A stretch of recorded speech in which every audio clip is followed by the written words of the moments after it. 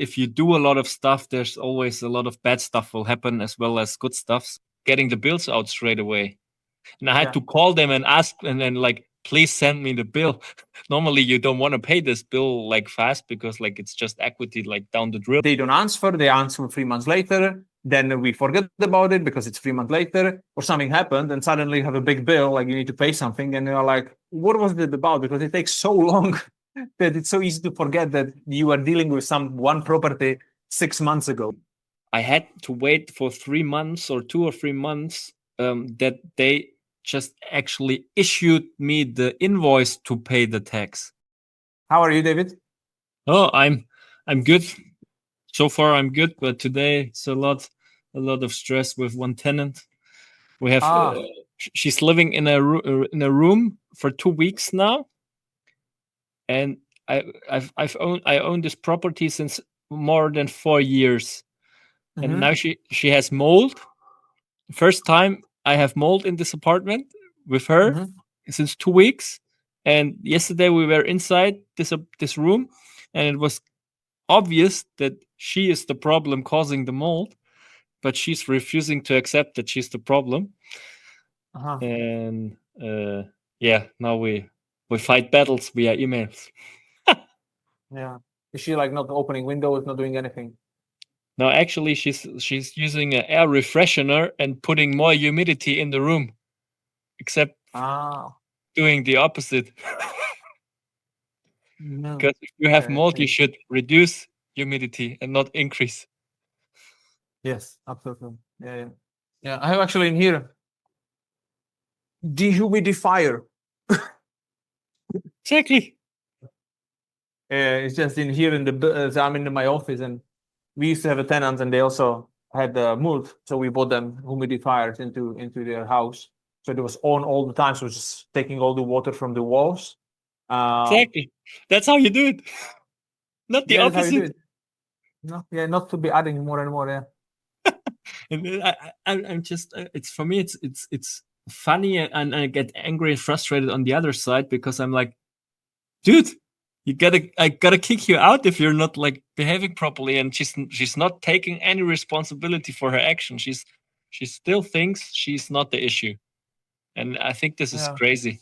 How you can like tell me that you do the thing that is causing it, and then still don't believe that you're the cause.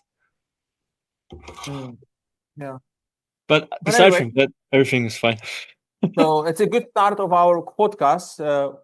As you can see, everybody, it's a David Uhrhan. You are based in Germany, correct? Yes, Germany, next to Frankfurt. Next to Frankfurt, and David is dealing with real estate and a lot of different things. And obviously, we jump right into the problem with tenants. So, doing a real estate business, it can be highly rewarding, but also it can be very challenging. So when we start already speaking about that, so tell us more. I mean, that is the issue in here with that lady. And then because sometimes when you speak with people, just been yesterday on a networking event, and people usually share, what good is happening and success and, how much cash flow they are making. But very often they are not speaking about those problems. Like, we have this in common because I had a similar thing. So is there any other problems you experience, I don't know, on your journey with tenants, or I don't know, with builders or anything else which you would like to maybe share? Give us some insights. How much time do we have? This is like an hourly talk now. I think in Germany there's a saying that if you do a lot of stuff, there's always a lot of bad stuff will happen as well as good stuff. So I think if you don't experience bad stuff, then probably you're not doing enough. So typically you will always encounter some challenges. At the moment, I think we have most of our issues are with few tenants. I mean, it's always in the beginning of winter. You always have like in a few apartments some issues with mold or anything, and especially if you have new tenants that are like experiencing the first winter, they have to kind of get around how much they need to heat or air the rooms and stuff like that, and that's typical in winter season. But at the moment, I also have another tenant that has different problems in her apartment. I bought a house last year, and she's like living under the roof of this apartment. And she has a little son, like 3-4 years old, maybe 5. and they're living in a four bedroom apartment together there, and they pay very less rent because like the old owner like was very social, and so they have a very fair rent.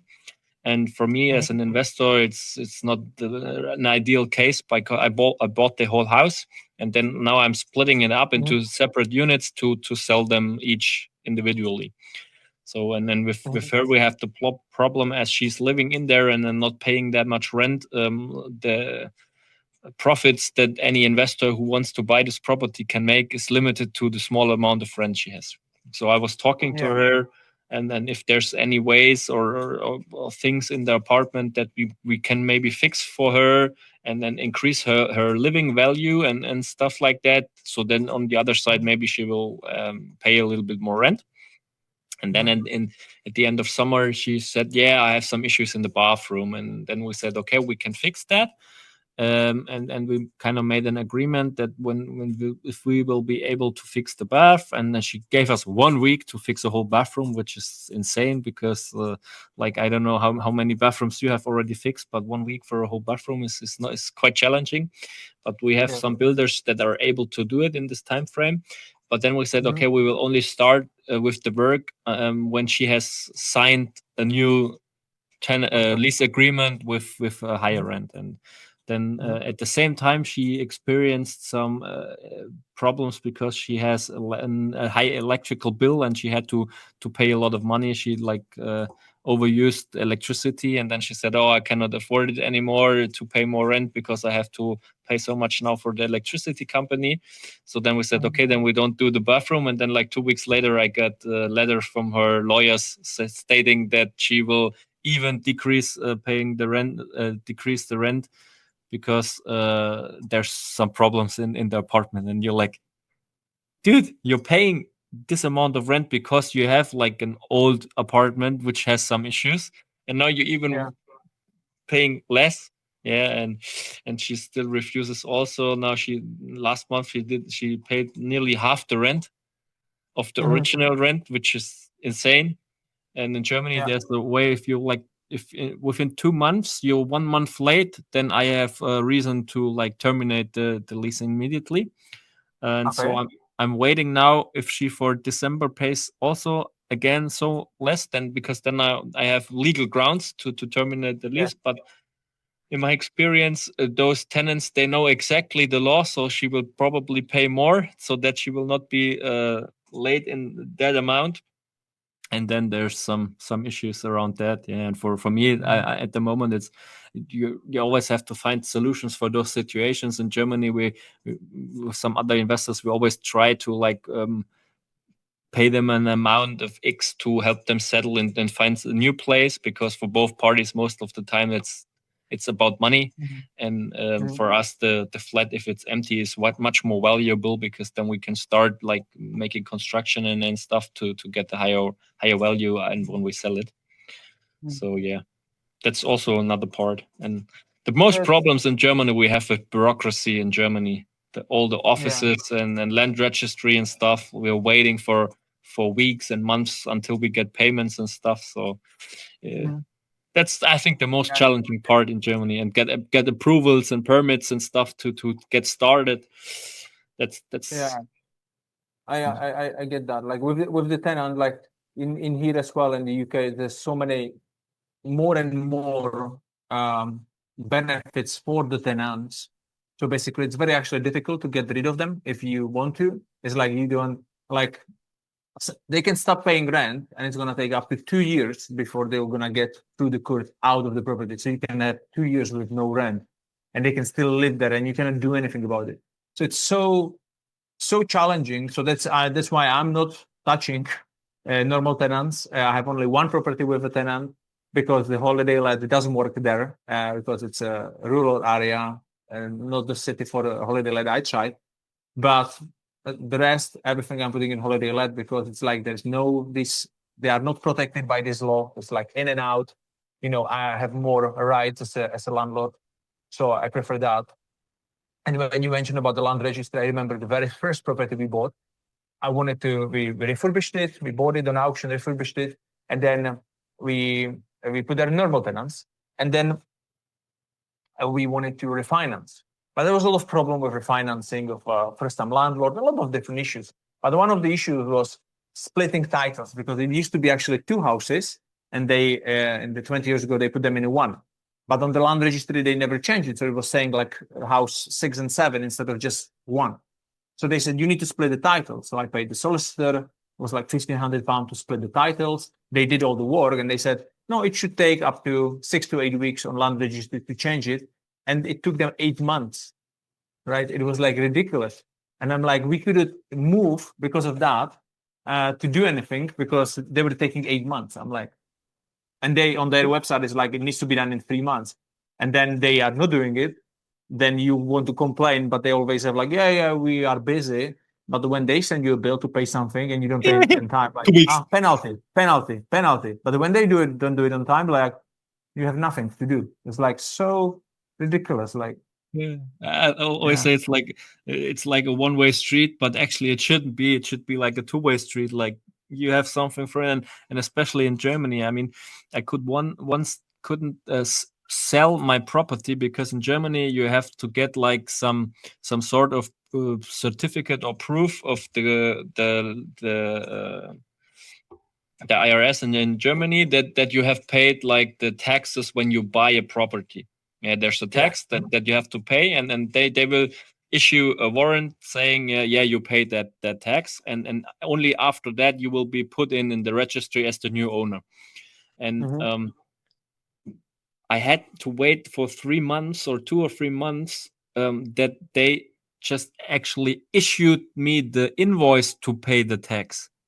So Oh I wow, mean, if you think of that like being a normal company, like you would just not bill anyone, then like you would run out of funds and then go broke immediately. Yeah, but the government like they have no stress like putting out the bills because I mean we're the government, we're not getting broke anyways. And I mean there's also like a debt bill that is accumulating and interest paid exactly that for that reason because you're not like getting the bills out straight away.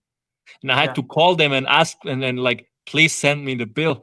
Normally you don't want to pay this bill like fast because like it's just equity like down the drill, and then yeah, you're happy if it works slowly, but if you want to resell you're actually eager to pay because you need it to get it sold and like yeah. proceed. And what I'm also finding out with those things is like because it takes so long time, like I'm changing property from resident, like it's because it's Airbnb, so I don't need to pay a council tax, but I can pay business rates, and then I can apply for a business tax relief because it's just let's say one or two properties under one company. So obviously this is how I do it, but it takes so long, and they don't communicate. These two departments, for example, they don't communicate. So sometimes it just get lost. We apply, they don't answer. They answer 3 months later. Then we forget about it because it's 3 months later, or something happened, and suddenly you have a big bill, like you need to pay something, and you're like, "What was it about?" Because it takes so long that it's so easy to forget that you are dealing with some one property 6 months ago. So yeah, so a lot of challenges with real estate, which when when uh, when people want to sell a course, they don't tell you about it. It's very important to be honest. When people ask me like, I want to do real estate or do business, I'm like, it's a hard work. You need to be prepared for that. It's not easy. I'm like, Yeah, I mean, yeah, at the end of the day, you can make good money out of it. Yeah, but you still need like a lot of nerves and like be calm and not get frustrated by it because there's yeah, many ways you can get frustrated.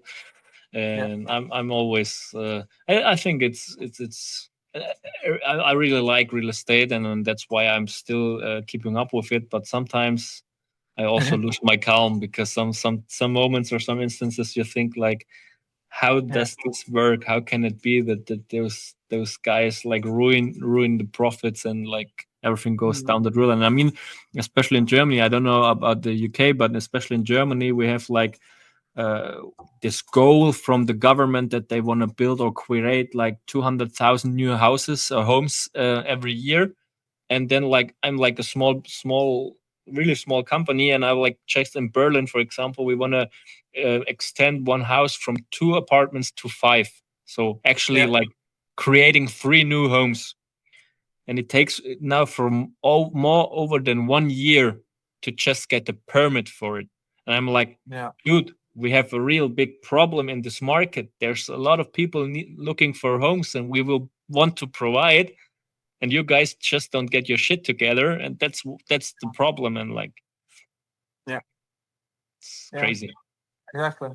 And in here, it's the same thing. Like they said they have this goal to do 100,000 houses every year, and that was, I think, 15, 20 years ago. That was their goal. They are not reaching it any year. Like they are not even close. Like they are Yeah, maybe same. on 50% of that. And now, because it's building up, right? More people coming in. There is not enough of homes, and now because in the government they are lobbying, right? So they said like, it's a problem because of Airbnbs. So let's do a license in Scotland because the Airbnbs are taking all the homes. I was like, Airbnbs are taking, let's say in Edinburgh, 6,000 homes, but you should supposed to build 50,000. So, but every year extra, and you are not doing it, and then they are blaming Airbnb and creating another difficult So step for people. exact same in So Germany. Exact same. yeah, yeah, Same great. problems everywhere. Yeah, it appears to But be. anyway, I know you last time we spoke, you were about to purchase some portfolio of holiday lets. I remember you were speaking about it. Did you go ahead with it? Do you have it? How is it working? Yeah, actually, we were thinking about buying a company with about around 30 units. Yeah. And at the time we had like 12 units our own, and then we had like to make a decision, and actually we decided to not go through with to buying the new ones, and also like we got rid of and sold all our other 12. So now we're not Oh. anymore in the holiday let business, because we said we more want Mhm. to focus on one thing only, and this is Yeah. buying and selling, and not the holiday let part, because Yeah. I took some sort of measurement, like how much effort we're putting in and how much time we spend on the holiday lets and how much time we're Mhm. spending in the fix and flip business, and how much like profits we're making in both of these industries and then business models. And actually this analysis was quite clear that like going through with like selling all the units will be the best decision ever, because we have a Mhm. lot of troubles with the handyman who are living in our holiday lets, and a lot of trouble with all the property managers and stuff like that. And Yeah. actually, like when you break it down, yes, the cash flow is way better in the holiday let business because you have an ongoing cash flow, and with Mhm. the fix and flip part, you lack the liquidity all the time because you only get paid at the end of the day. But Yeah. still, like beside from the liquidity issue, the profits are way higher in like the fix and flip Mhm. business and the buying and Mhm. selling. So we started like to shift our focus really just on that, and so we didn't go through with executing Yeah. the I think idea of taking over the the fix 30s. and flip, like you're saying, it's a definitely good strategy.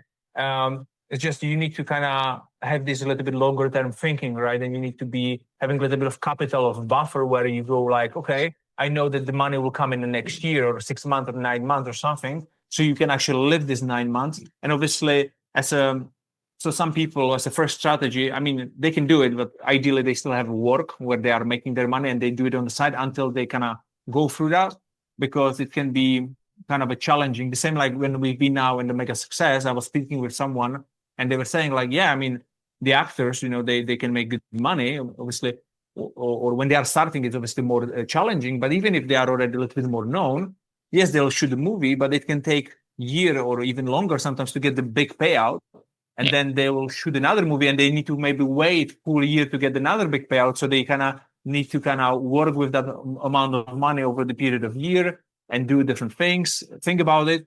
So you need to be more like long-term thinking, which in what I see in our society is not really like that, because people think from month to month, from salary to salary. It's a kind of different shit. But once you get that shift and you think from year to year, that's where you are really start becoming wealthy, right?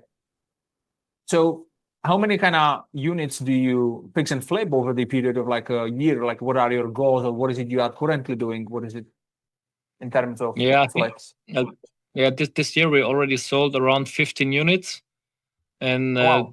we're having like at the moment we're done with 2 to 3. Tomorrow is like a big viewing day in one apartment we like just listed like 2 days ago. We have like more than 20 people wanna see it, so probably will be fast also. So probably will lead to like around 20 this year. and I'm Mhm. in the pipeline for next year. I already like on Wednesday I bought a new house with 4 units. Then we're at the moment with two bigger units. Like we're buying another house in eastern Germany with 12 units, which will be Mhm. split up next year, and another one in near Dortmund with 9. So like Wow. just like the amount I already bought this year for next year, I will probably be around 30. And I think Mhm. this is also, as you just mentioned, like the biggest business risk we have is liquidity all the time, because as you said, Yeah. like our projects take time, and as we're like continuing to grow and even like buy larger stuff, and the Mhm. expenditures go up, the capex goes up.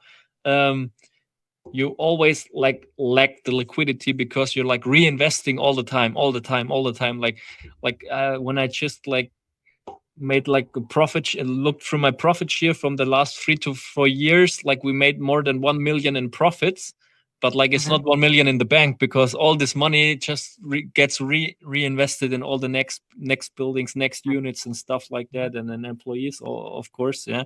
So Mhm. this year especially, like liquidity and capital is like the most valuable thing we can have. So I was very happy because I onboarded a new investor. Like she invested roughly 500,000 this year with us, Mhm. and getting good interest payments on that. That's really Mhm. helping us out there, because especially like when you go to the large scale units, like the multifamily homes, like 10, 20 Mhm. unit blocks.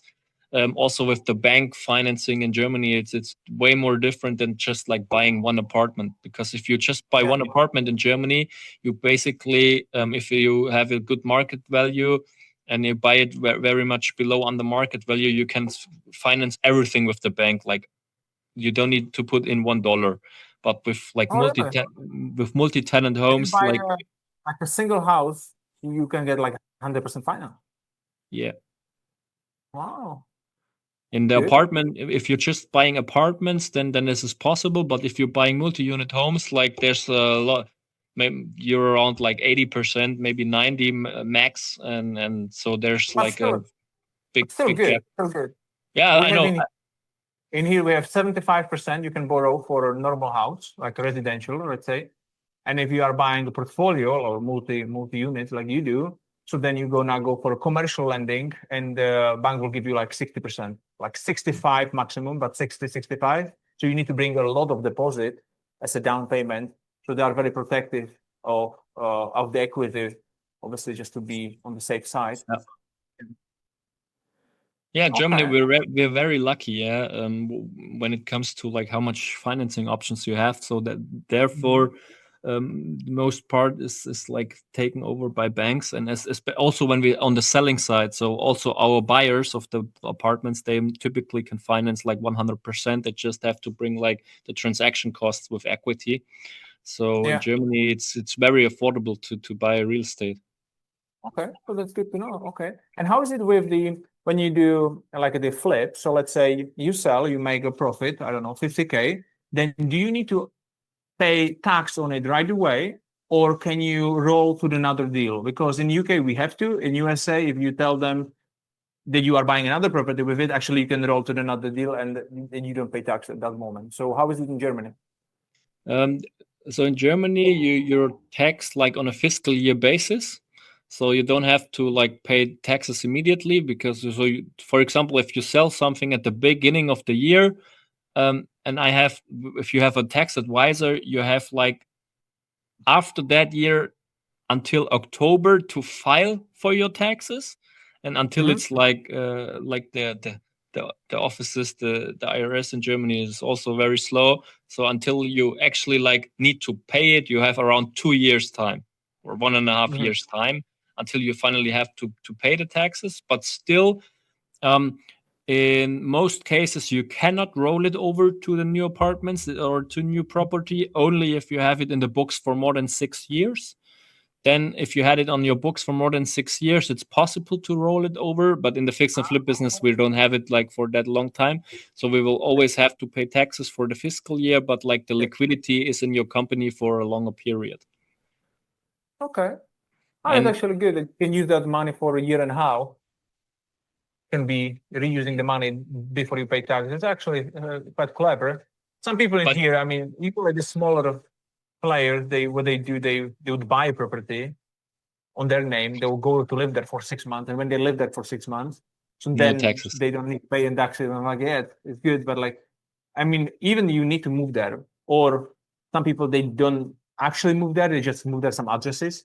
But They just I'm thinking like register and it's stuff. quite a lot of hassle for me. It seems like just to get one property, like it seems Yeah, sure.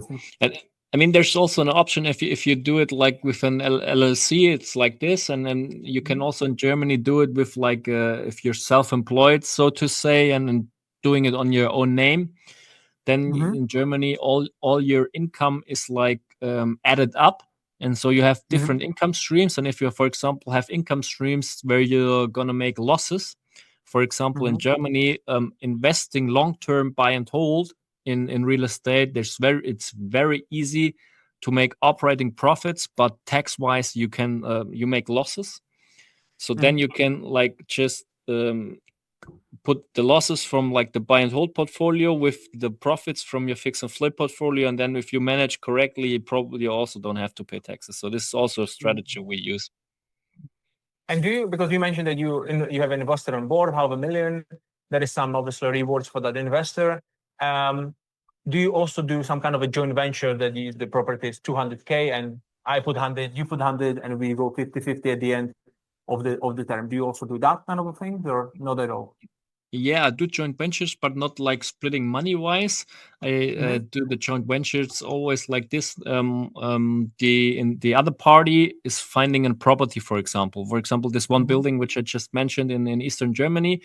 Another person found this property and like he was negotiating the deal, and then he came to me and said, "Hey, I have a good deal. Do you want to do it together?" Because he does not have the funds or like he cannot get a bank loan for that. And so we said, okay, you will do all the work on site. You found the deal, you will talk to the tenants to increase the rent, you will do all the viewings and stuff like that, and I will take care of financing and stuff. And then I'm gonna do 50-50 with profits. But at the moment, this time, I've never done a deal where like another investor put like half the money in, and then I did all the work and also put half the money in, and then got 50%. Because for me, it's always like the one who's putting in all the money gets 50%, and the one who's putting in all the work gets 50%. But I mean, it always depends. If I have for example, a bigger portfolio, which I can just do if I have another big investor with me, probably I would do it also like some profit sharing. Yeah, but at the moment, this time I've never done profit sharing with just with investors. At the moment I only have like this: you get a good interest rate on the money you invest. And how much you usually it is, if you can say? I don't know if you can say. Yeah, we'll pay 12%. 12%, yeah. Okay.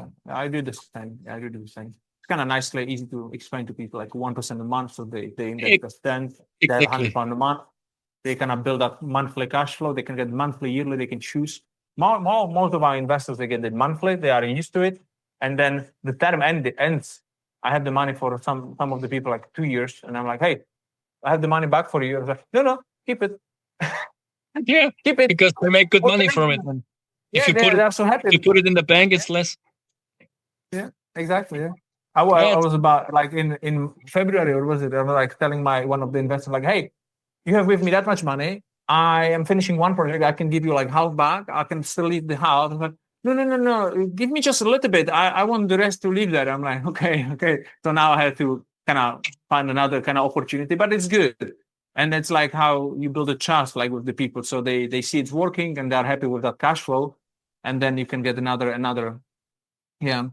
Okay, yeah. So it seems like we are with the property side, and we are doing very similar things. It's just I do it in UK, you do it in Germany. You are doing on a much bigger scale. I'm not anywhere close to that, but I'm just doing like one at the moment. I'm just thinking like one property every 3 months, get the investor on board, do one house. We are just doing one house now because I really enjoy events and mastermind and bringing people together. This is kind of my passion and speaking. But still, I have the other companies, the management and the laundrette. So I want to still feed this kind of a company. So I'm like, okay, let's do one property every 3 months, bring investor on board, and slowly, steady grow that as well. So it's like we don't kind of not do it. You Yeah, know. makes a lot of sense. Yeah, I mean, well, you always have to follow your passion, and I think your passion is like talking to other people, like helping others further increase, Yeah, develop. And I can see also from your Instagram, I'm always keen to see what you're doing, what you're up to. And I that was was quite great. On quite the yeah, quite impressed when you were talking at Mega and interviewing Charlie Sheen. yeah, it was great. Yeah, it was amazing. Like the speaking at Mega, I was the biggest stage ever I spoke yet. I spoke maximum in front of 100 people in here in UK, and that was 1,400 people. So it was like I was nervous. I was nervous. I know I can speak well. I practiced. I spoke over 150 hours already on stage. So I know I can deliver. But it was a big stage. It was a big opportunity, right? So I'm like, I was nervous. So I was practicing in the room and this. And then when you say the first sentence, like then it's good, like all good. I did it, but I came off the stage. I was shaking, like my heart was like. I was like, okay, cool down, cool down. But it was good. Yeah, I had really good feedback from people, so I'm very, very happy about that. Yeah. So yeah, everybody has something, right? So this is what I see that a lot. Yeah. And then I know you couldn't come to Mega because you and your wife you just had a baby, right? Yeah, we're still expecting. So we're like next Expecting week. still. Yeah, next week is like the due date, and the 2 weeks before and after, you should not travel too far Yeah. because every moment it can start. So that's why unfortunately I couldn't come to Mega. Yeah. Yeah, yeah. Okay. So next week is the due date. Okay, I wasn't sure if it already happened or it's gonna be happening. Okay, good, good, good. Are you excited? Yeah, very much because I know will change the life forever. Like life will not be the same anymore. Yeah. And Also is it your perspective first, and or stuff. you had already some another children? Yeah, it's the second one. First girl. Okay, first girl. Oh, okay, very good. Yeah, yeah, yeah. So it's gonna be very exciting. Yeah, I'll send you some clothes. That's pretty good. Good, yeah. Okay, so obviously we talked about it. The problem with finance, and other issues with finance. Da da da. You went away from the holiday lights. Now you are doing fixing and flips. You also, if I'm not mistaken, haven't you also organizing some events yourself in Germany where people can come in, they can learn from you or online, or I think we chatted about this before, right? Yeah, I do one-on-one coaching for people who want to invest long term and buy and hold portfolios or in apartments and buying their first apartment, especially, and Mm-hmm. also like helping others do a fix and flip deal together, like I just said, like in this joint venture format. And next year, I'm also gonna start doing like offline events for that, like day seminars or weekend seminars, masterminds, because I always like really enjoy those things. And then as you also do, I really enjoy like seeing like progress in others and helping them like develop or reach their potential. So that's also a Yeah. big goal for next year, which I want to do more. So we want to probably do less smaller things and like only just do bigger projects on the real estate side, because also Mm-hmm. when you focus more on the bigger projects, then like the work is most of the time it's the same, but the profits are way bigger because it's different work, and you don't have to manage that many construction sites right, like on the same time as we do now. For Mm-hmm. example, now we have like 5 or 6 units at the same time under construction, and it's a lot of effort, like to be up with and then keep up with everything and then and manage all the stuff. So next year we want to Yeah. focus more a little bit on the larger scale, on the multi units, and also I wanted Mhm. to increase my time like in the coaching business, and also like doing more offline events and stuff like that. That's Yep. great. Yeah, I know when I spoke before with a guy, and he was building like smaller like a apartment block in I think it was in Bali. He was from Russia or something, and he built one in somewhere, and then he for some reason he built one in Bali. I don't know. And then I was speaking with him, and then I told him I do like house at the time, and he's like, "Yeah, it's so stupid." I'm like, "Why?" He's like, "Yeah, because you know what? When you do one house, usually you are more tight with the budget, so you cannot hire the right people. You cannot have anybody really like really good because it's like a smaller budget you need to fit in order to add the value. If you do a bigger project, the works are the same. It's just more units or something. So in that case, you can actually hire a better project manager, better A player, and they actually manage most of the things. So it's gonna actually, you're not gonna need to put that much time with it, and it's gonna be at the end even more profitable. And then it's on one side. If you manage a whole blog or whole apartment, it's easier for a handyman to get for 10 properties rather than one there, one there. So it makes a lot of sense. It makes a lot of sense to do what you are doing. Yeah, the long Go term for the big big chunks. Yeah, yeah. But anyway, with the also doing some offline events, let me know, because I travel all the time. I'm happy to also come and support. And also, I'm coming to Germany to do one event in Hamburg. I don't know how far it is for you. It will be in February 7th, I think. It's a one-day event, and we are going there because we have actually 5 clients. They live close to Hamburg, and they're actually coming tomorrow. They're already flying today because I'm running a raising finance event tomorrow and Saturday, Sunday in here. So they are coming, and they said like there is more people interested to learn about business and mindset and all these things. And I'm like, okay, so let's organize the event in your location rather than you all are coming in here. So I don't know if you could make it or not, or how far it is for you, but potentially you could come also there. And then if you'd want, I mean, I can give you some space on the stage and you could share something about what you do, so because you never know who's in the room. Yeah, of course. Just like hit me up like 2 weeks, 3 weeks before that. Mm-hmm. Okay. And I'll check my schedule and then see whether I can make it. I mean, Hamburg. I mean, for me, it's probably easier to go to like London or not to Scotland, because like the airport is like just like 10 minutes this way, and Hamburg is like a 4 hour, 5 hour drive. but Okay. nowhere. So like if everything's fine also with the baby girl, then probably I can make it. Yeah. Mm-hmm. Okay. Good. Perfect. Yeah. So, is there anything else you would like to add or share on this podcast, which you think like usually ask like the last question is like, if anybody is like struggling right now or they are maybe stuck with where they are with their business, it doesn't need to be property business, it can be anything. And then like probably you've been in that situation as well in the past. So like how would you overcome it? Like what would you do, or what helped you the most in the tough situations? Yeah, I think most of the time I think it's like being in a maze. Yeah, if you're in the maze, you don't see the bigger picture, and you probably stuck like right the wall in front of you. And what I'm trying to do always is like, when I in my mind I go 1 year in the future, and I look back to the problem I'm having right now. Is this problem still affecting me 1 year in the future, or is it like just a minor thing that is maybe now it seems to be a big issue, but actually it isn't? It's just like some small thing that will go away. For example, like my issues with the tenants. Yeah. So in the moment, maybe I'll get a little bit emotional, but I know like next year it won't bother me anymore. So that's like I'm not making a much bigger thing out of it than it actually is, and this really helps me like to get in this sort of mindset to like focus on the bigger picture and not on the small things that maybe appear to be like a rock or a wall in front of you. But actually, if you take a step back, or like you look from above over the maze, for example, you will always find a way that works. And this helps like getting my mindset like focusing on the solution and not on the problem.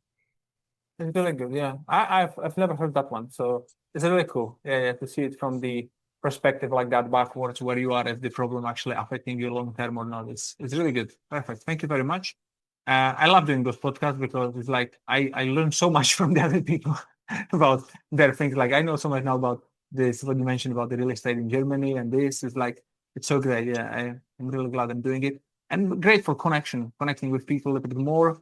Like just last thing I'll mention before I'll wrap up. Like I came to Mega, and then I've done already like 20 podcasts with those people. Some of the people I couldn't even recognize because on Zoom they look very different. I never met them in person.